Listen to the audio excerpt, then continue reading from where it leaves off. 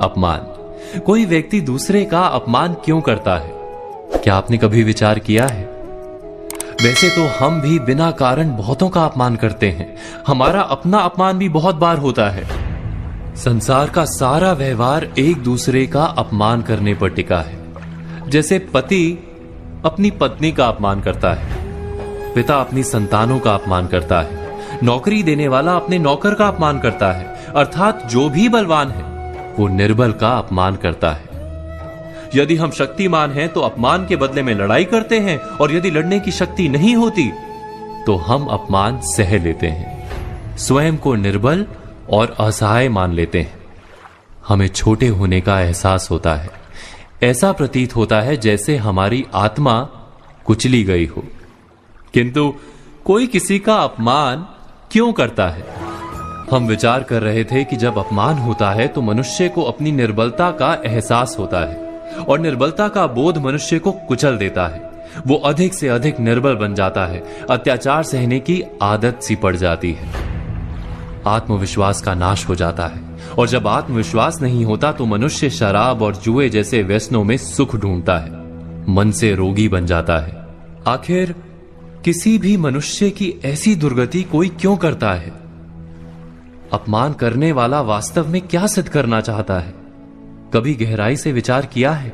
वास्तव में हम किसी का अपमान करते हैं उसकी निर्बलता सिद्ध करने के लिए, यह बताने के लिए कि हम अधिक शक्तिमान हैं। अर्थात वास्तव में अपमान करने वाला स्वयं अपने आप को शक्तिमान या बलवान सिद्ध करने का प्रयास कर रहा है। अपमान करने वाला हकीकत में अपनी शक्ति से आश्वस्त नहीं है, उसे अपनी शक्ति पर भरोसा नहीं है। दूसरों को चुनौती देकर वो अपनी शक्ति पर विश्वास प्राप्त करने की कोशिश करता है। क्या ये सच नहीं कि जब हम किसी का अपमान करते हैं तो वास्तव में इतना ही प्रकट करते हैं कि हमें अपने बल पर भरोसा नहीं? हमें ये संसार एक अविरत संघर्ष प्रतीत होता है, कभी ना रुकने वाली एक जंग सी दिखाई देती है। हम अपने निकट आने वाले सभी को प्रतिद्वंदी मानते हैं, फिर वो पति या पत्नी ही क्यों ना हो। हमें निरंतर लगता है कि हमें अपनी शक्ति सिद्ध करनी होगी, अन्यथा हमारा शोषण होगा, हम किसी के गुलाम बन जाएंगे।